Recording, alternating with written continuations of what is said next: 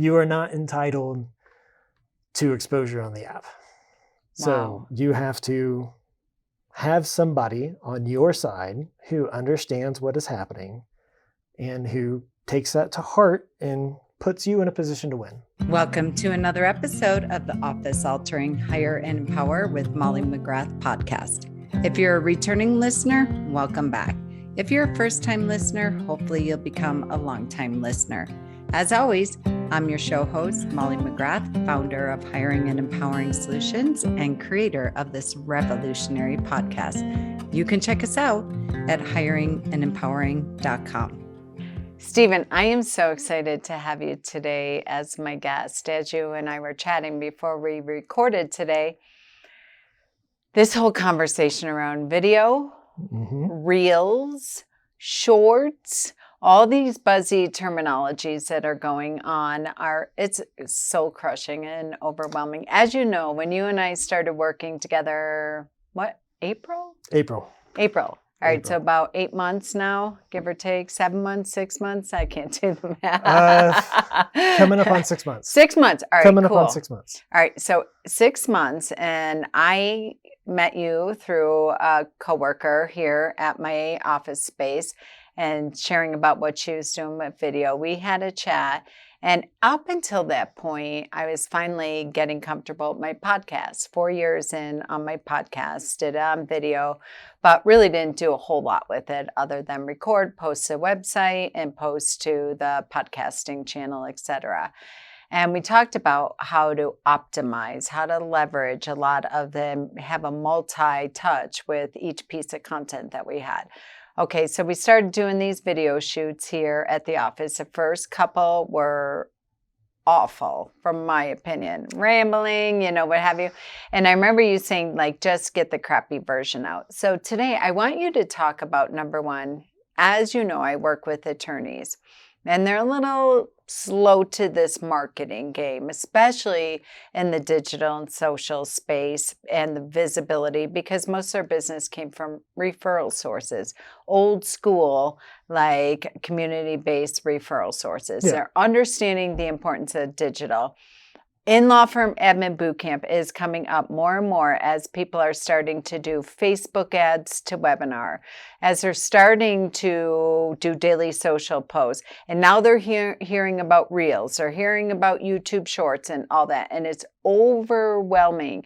Can you just kind of break this down for us and talk about what it is and why you should start considering it? And then lastly, why getting the crappy version out first matters and just getting started. Okay. Well, there's a whole lot to cover there. Yeah. So let's work our way through it. Firstly, our first video shoots, from my perspective, were great. I know nobody likes hearing their own voice. Nobody likes seeing themselves on camera. I will never watch in my videos. It's just, we hear and see ourselves differently in here than we show up on camera. Yeah. So nobody ever likes it. I'm sure I don't like the way I look on camera right now. As far as why it's good to get the crappy version out, nobody who practices law was ever good at it before they did it. Nobody who has grown up to walk was ever good at the first time that they tried walking. So you have to be shit to become good. So that's why you just have to get the crappy version out. And then additionally, right now, as you mentioned, nobody's doing it.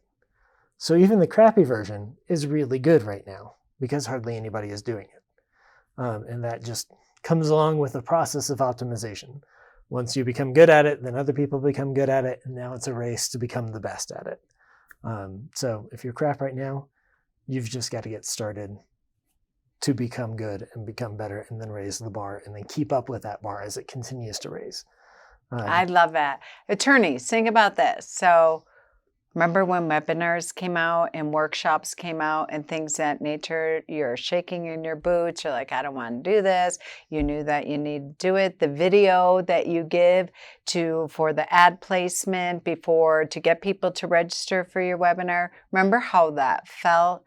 And now I hear all the time from my attorneys, if I could just do workshops every day, if I could just do my webinar every day, if I could just somebody give me a microphone and I could do presentations, presentations, I would do that all day. So think about how you felt the first time when you started that. The first time you walked in a conference room and you closed a client. Maybe you're at that place where you just raised your fees and you've made the decision that you're going to walk into your next appointment and you were charging maybe $500 for your service. Now you're going to charge $5,000.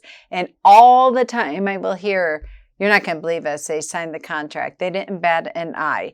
And then now you have proof of concept. So think about what you've done before, to Stephen's point, like you have to get started and do it. And when webinars came out, they were a big deal. Yes. If you did a webinar, oh man, you were the talk of the town. You were a big deal. Now everybody has a free webinar to get them into the sales funnel. Yes. So that's the game you're playing. The race right now is video and communication via video and all of that. So that's the race right now. 10 years from now, it's going to be, oh, you don't have videos? That's like not having a website. That's like not having an email for somebody to reach out to you. Right. It's that same thing. It's just a different iteration of that same race. So did I hear you right when you said nobody's doing it? I feel like everybody's doing it. Everybody in general is doing it. There's Legal Eagle, who we've talked about. Yep. Love that guy. Handsome. And the Shut the Fuck Up Friday guys. Oh my God. Those guys are great. You need to subscribe to them. I just told a client this morning, I put in the chat, he's like, this is amazing. Name me another popular legal team putting out content. Like that. Consistently. Content. There's 2 really good people at it. Past that, there's a handful who are doing it, but there's a whole lot more law firms than the people who are doing it. So the space is wide open.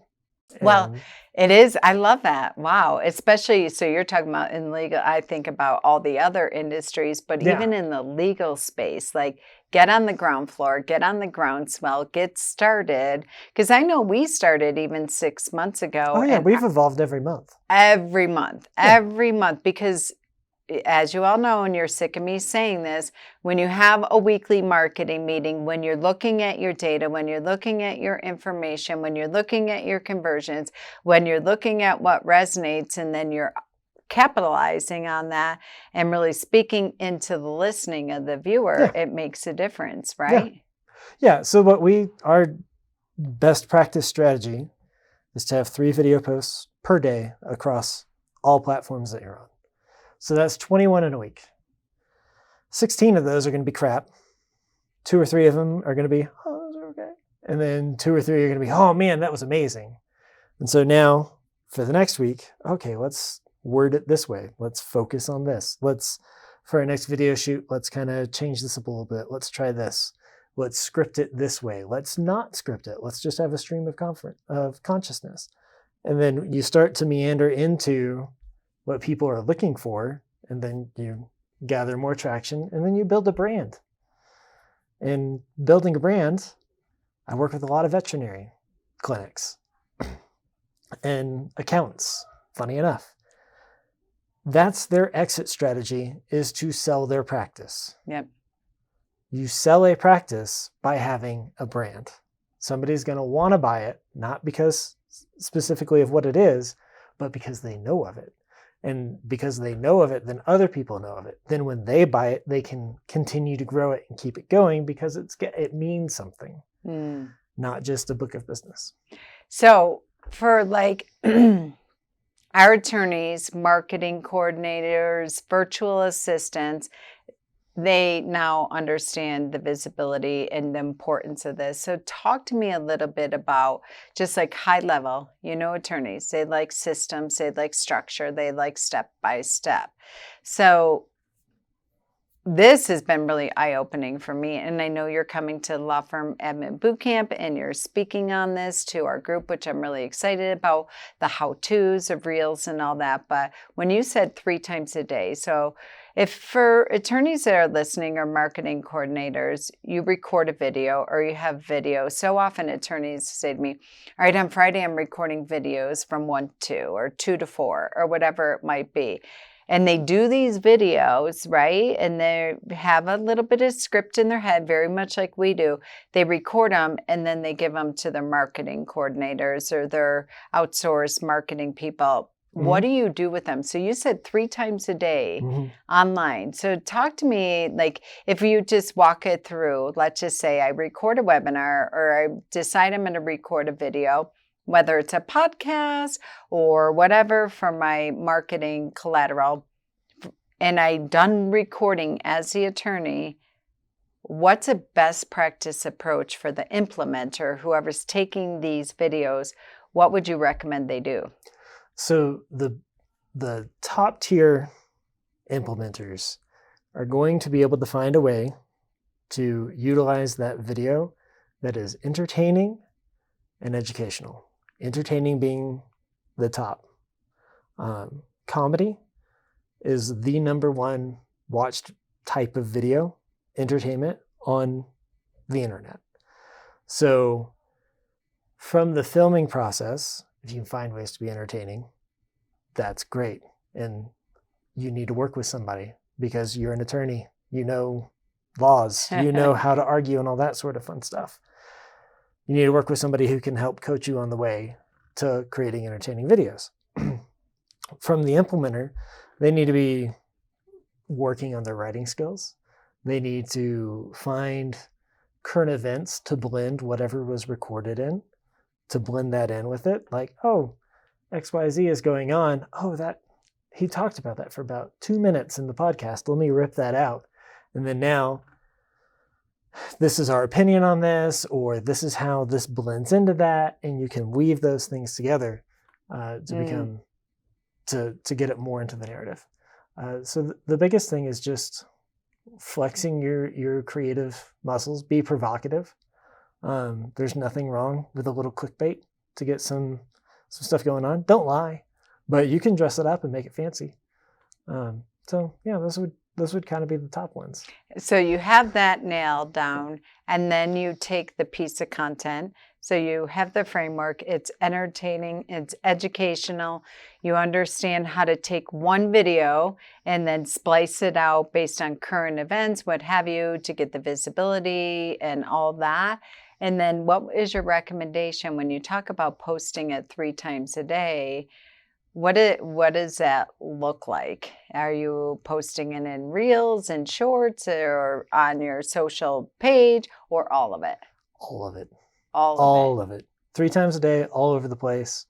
And then the best thing to think about it, or as far as getting more visibility, the algorithms work in favor of those who post more, because you are giving the platform what it needs, content, to get advertising dollars from businesses who are paying for ads.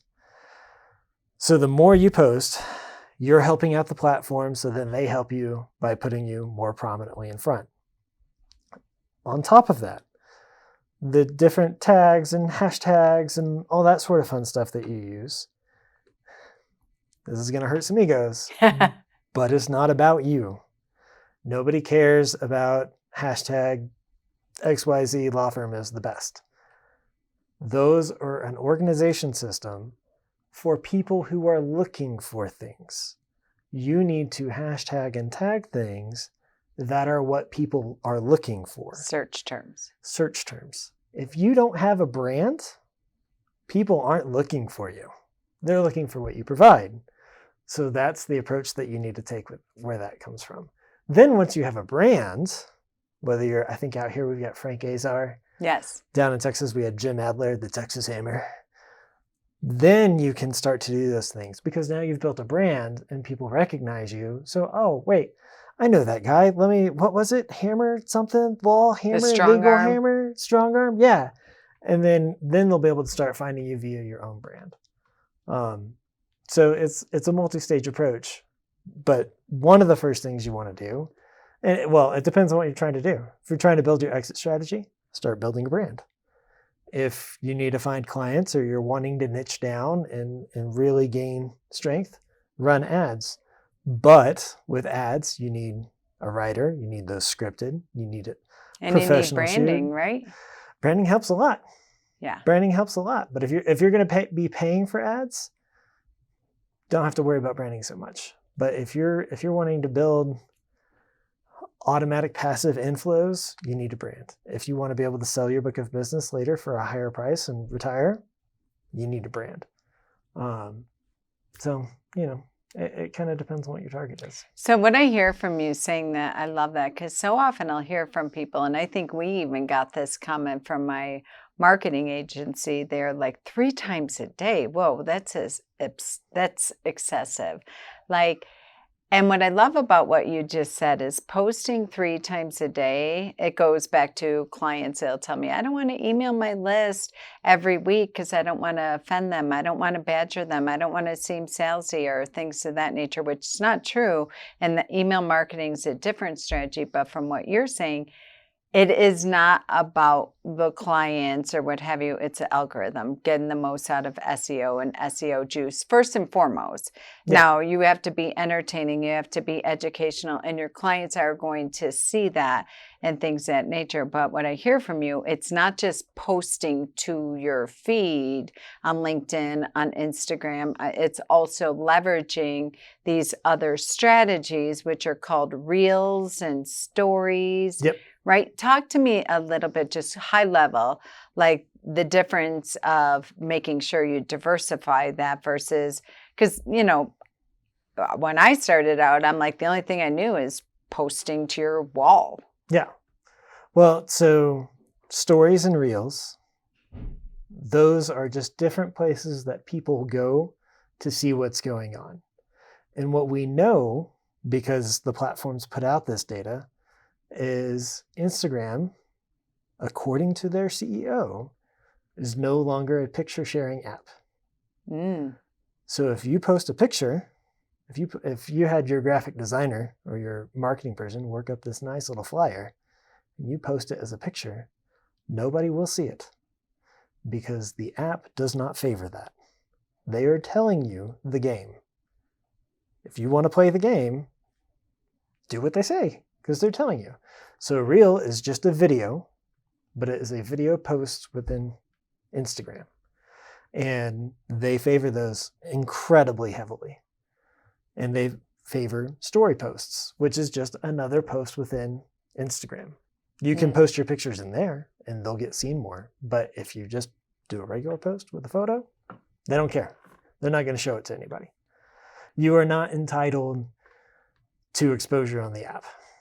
So you have to have somebody on your side who understands what is happening and who takes that to heart and puts you in a position to win. YouTube Shorts. So YouTube Shorts. So all this hoopla about TikTok recently. One of the What's a hoopla? Tell us, because some people might not know. So there has been an effort by the U.S. government to consider banning the app of TikTok. At a lower level than that, there's a bunch of donation dollars coming in from different apps and things. As stuff happens, good or bad, whatever, stuff happens. But TikTok disrupted the market.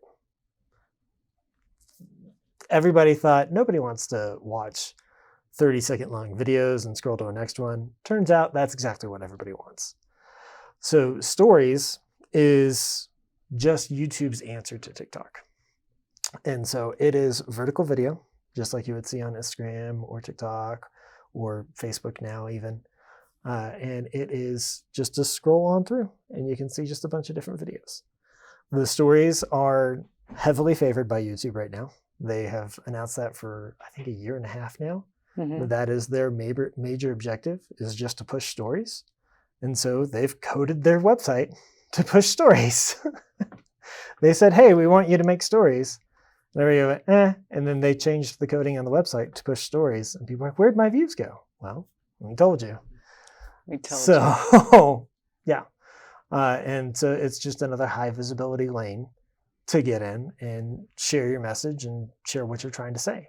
And it's all just vertical video, just repurposed in multiple different ways. So talk to us about, like, attorneys. We're going to put the time in this to record the videos, get the content out there. get the shitty version out first, learn how to refine it, hear what the customer wants, invest in a marketing coordinator, VA, admin to start posting all this and follow this platform or strategy 3 times a day, YouTube, all the things. And how do I know if it's working? So a lot of the ways that you're going to know that it's working is the traffic to your website. It's going to be, I know people love to say that views are a vanity metric.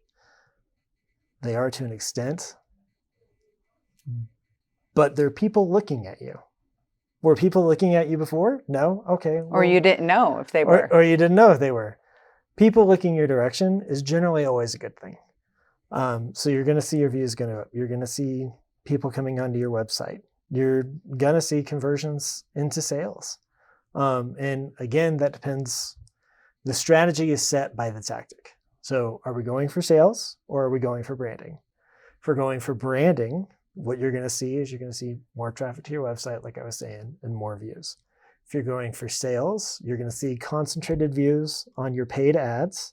And then you're going to be able to track those people across the internet as they come from YouTube to your website or Instagram to your website or Facebook to your website, and then hire you or make contact or hit that submit button to ask you a question and all that sort of fun thing. So I'd add a third one for that is also leads. I think people always just measure it in sales and also the lead that comes in. So I think it's even the lead before the sale too. Yeah. So often people just measure hires and sales versus the lead, which also will tell you what you have for your email marketing and your follow-up, your salespeople, your clients are right. Yeah. And again, that comes down to the size of the organization. Yep. If you have a marketing team that is focused on producing leads and that's their job, then they produce the leads for you and then your sales team takes it over and there you go.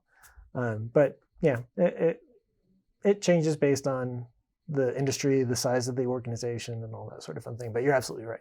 All right. Last question that I have burning. Talk to me about, I'm an attorney, so by and large, unless we're classically trained, we're not entertaining, So can you tell me a little bit about what's a definition of entertaining? In a clown costume and being funny, or is a portion of entertaining being in your face and talking about the hard truth? How would I know if I'm entertaining or not? So the answer is yes to all of those things can be entertaining. How you know if you're entertaining? Generally, the market will let you know. Generally speaking, if you're the life of the party around your friends and that sort of fun thing, that's a good indicator. But generally, just try to start making videos. Try to find ways to present your information in a way that is interesting to people with the intent of hooking them. Yes. You want to tell a story, but you want them to be engaged. Yeah. And if you want them to be engaged, how are you going to get them engaged? And start working on that muscle and flex that muscle. And then you'll see your views go up or never exist because we're not all entertaining. And if you're not entertaining, find someone in your organization who is. Yes. Because there is somebody there who's entertaining. Especially if you're hired right. Yeah, especially if you hired right. Yeah. Especially if you have, there's jokesters of all ages and creeds and everything. So just come at it with intent. If you're not coming at it with intent, then what are you doing? I want sales. Cool. What are you going to do? I'm going to say I want sales. Here's it. Tell me if this is right. I love it. You use the word hook, and I'll say this in closing. Many of you all are following Alex Hormozi. Finally, the legal space, I see them blowing up last weekend about him. Russell Brunson and the webinars and ClickFunnels and all this. At the end of the day, the model is hook, story, offer. Mm-hmm. And so I love that you use the word hook because stories sell, data tells. So let's make it that simple, attorneys, from this place. So if you kick off with a story, I had a client whose father died that's entertaining, and you move into the problem you solve, the problem they came in with, how you solved it, what have you. So don't feel like you have to show up like a Kardashian. Just tell your stories from the conference room. And that's a definition of entertainment. Exactly. Stories sell, data tells. So don't show up with data. Hi, I'm attorney so-and-so, and I went to Harvard University, and I'm a CELA, and I have a LL. No, that's not entertaining. What's entertaining is sharing the stories. That can be a definition of entertaining, correct? Correct. Yeah. No, the stories are It's that simple. The stories are it. Don't discount the creative. The creative is what hooks people. So try, taste, do different things with the creative. Use the data to say this creative is working good. Focus on that creative. They exist together. Don't blend them too much. All right, we covered a lot today. So, Stephen, can our listeners call you? I know you're local here, thankfully, to Denver, and I get to see you and work with you on the ground floor. But do you work with companies, organizations that are not here in Denver? So the best way to get a hold of us is spotteddogdigital.com. It's the quickest way to get a hold of me. You can schedule a free meet and greet there.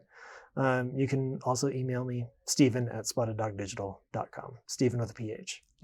The correct way. We've reached the end of yet another episode of the Hire and Empower with Molly McGrath podcast, where dream teams of entrepreneurs in an entrepreneur's world really do come true. Listen, whether you're a business owner, employee, executive, or hiring manager, we fully understand hiring, onboarding, and leadership is expensive, exhausting, often overwhelming, and absolutely time-consuming for the already taxed professional. Well, we have your back on all fronts. For 25 years and counting, we have transformed over 4,000 law firm teams into the most efficient, resourceful, and profitable asset of your business. Check out our Smart Hire solution, our employee leadership program, and the 66-day law firm turnaround at hiringandempowering.com.